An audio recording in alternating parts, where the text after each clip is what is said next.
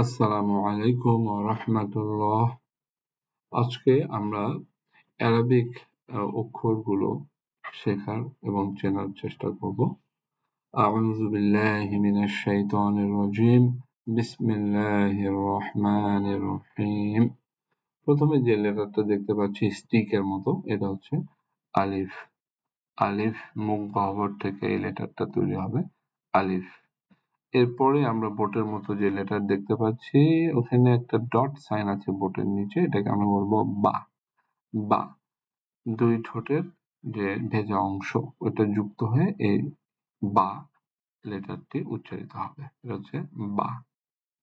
এরপরে বোটের উপরে দুইটা ডট, এটাকে আমরা বলবো তা। তা জিহ্বাটা উপরের পাটির সামনের যে দুইটা দাঁত ওর গোড়ায় বাড়ি খাবে, তা। তা হচ্ছে তা। এরপরে বোটের উপরে তিনটা ডট দেখতে পাচ্ছি, এটাকে আমরা বলবো সা। সা জিহ্বার অগ্রভাগ উপরের পাটির সম্মুখ ভাগের যে দুইটা দাঁত সেখানে বাড়ি খাবে, সা। এটা হচ্ছে কি সা। সা এরপরের লেটারটাকে আমরা বলছি জিম। এটা জিহ্বার মধ্যভাগ এবং উপরের তালুতে, মুখ গহ্বরের মধ্যে উপরের তালু মাঝ বরাবর থেকে এই লেটারটা উচ্চারিত হবে, এটাকে আমরা বলছি জিম। জিম। এরপরে জিম থেকে ডটটা আমরা যদি সরাই ফেলি তাহলে আমরা যা পাই, এই লেটারটাকে বলা হয় হা। হা এটা হচ্ছে হা, গলার মাঝখান থেকে উচ্চারিত হবে, হা। হা এরপরে আমরা যে লেটারটা দেখতে পাচ্ছি এটাকে আমরা বলছি খ। খ গলার একেবারে উপরিভাগ থেকে এই লেটারটা তৈরি হবে, খ। খ ওকে। এরপরের লেটারটাকে আমরা বলছি দাল। দাল জিহ্বাটা সম্মুখ পাটির উপরের ভাগের সম্মুখ পাটির দাঁতের গোড়াতে বাড়ি খাবে, দাল। দাল দালের উপরে একটা ডট দিলে হয়ে গেল লাল। এখানেও দাঁতের অগ্রভাগটা জিহ্বার অগ্রভাগ দাঁতের সঙ্গে সামনের উপরের সামনের পাটির দাঁতের সঙ্গে স্পর্শ করবে, জাল। নরম করে উচ্চারণ করতে হবে এটা, জাল। এটা কি জাল। এরপরের লেটারটাকে আমরা বলবো র। র জিহ্বার অগ্রভাগ উপরের তালুতে সামনের তালু বরাবর দাঁতের গোড়ার একটু আগে স্পর্শ করবে জিহ্বাটা, এটাকে বলে র। র। র এই র এর উপরে একটা ডট দিলে এটা হয়ে যাবে জা। জা। জা জিহ্বাটা সামনের দিকের দাঁতে স্পর্শ করবে, জা। জা বিশেষ করে আমরা এটাকে একটু ঝিঝি পোকার যেমন শব্দ হয় এরকম শব্দ করে উচ্চারণ করতে হয়, জা। জা। জা এরপরের লেটারটা আমরা দেখতে পাচ্ছি সিন। সিন এটাও একইভাবে জিহ্বার অগ্রভাগ সামনের দিকের দাঁতের সঙ্গে স্পর্শ করবে, সিন। সিন এটা হচ্ছে সিন। এই সিনের উপরে তিনটা ডট দিলে এটা হয়ে যাবে শিন। শিন এটাকে আমরা বলবো শিন। শিন এরপরের লেটারটা হচ্ছে সদ। সদ। সদ। সদ এখানেও আমরা জিহ্বাটা দাঁতের সঙ্গে স্পর্শ করবে, সদ। সদ এরপরের লেটারটা হচ্ছে দদ।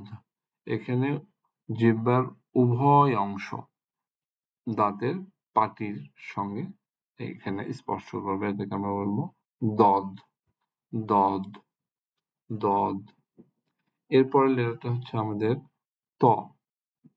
ত জিহ্বার অগ্রভাগটা উপরের পাটির যে সম্মুখ ভাগের দুইটা দাঁত তার একটু আগে মূলে ওখানে গিয়ে জিহ্বা স্পর্শ করবে, ত। ত এটা উচ্চারিত হবে ত। ত এরপরে আমরা যে লেটারটা দেখতে পাচ্ছি এটা হচ্ছে জ। জ জিহ্বাটা সামনের যে পাটির সম্মুখ ভাগে ওখানে দাঁতের সঙ্গে জিহ্বাটা স্পর্শ করবে, জ। জ। জ। জ এরপরে আমরা দেখতে পাচ্ছি আইন। আইন এই লেটারটা হচ্ছে আইন, এটা গলার মাঝখান থেকে উচ্চারিত হবে, আইন, হা যেখান থেকে উচ্চারিত হয় হা, ঠিক সেইখান থেকে আইন লেটারটা উচ্চারিত হবে। এরপর আমরা দেখতে পাচ্ছি আইনের উপর একটা ডট দেওয়া আছে, এটা হচ্ছে গইন। এটাকে আমরা বলছি গইন, এটা গলার উপরিভাগ থেকে উচ্চারিত হবে গইন, গইন। এরপরের লেটারটাকে আমরা বলছি ফা, ফা, ফা। এটা হচ্ছে উপরের পাটির যে সম্মুখ ভাগের দুইটা দাঁত, এইটা নিচের ঠোঁটের ভেজা অংশের সঙ্গে স্পর্শ করবে। ফা, ফা, এভাবে উচ্চারিত হবে ফা, আচ্ছা ফা। এরপরের লেটারটা আমরা দেখতে পাচ্ছি, এটা হচ্ছে কফ, কফ।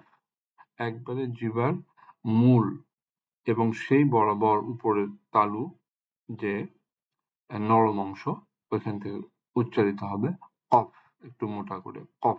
এটা হচ্ছে কি কফ, কফ। এরপরের লেটারটাকে আমরা বলবো কাফ, কাফ। এটা উচ্চারিত হবে জিহ্বার একেবারে গোড়া থেকে এবং সেই বরাবর উপরের তালুর শক্ত অংশ থেকে কাফ, কাফ। এরপরের লেটারটা হচ্ছে আমাদের লাম, লাম। জিহ্বাটা সামনে উপরের তালুতে গিয়ে স্পর্শ করবে লাম।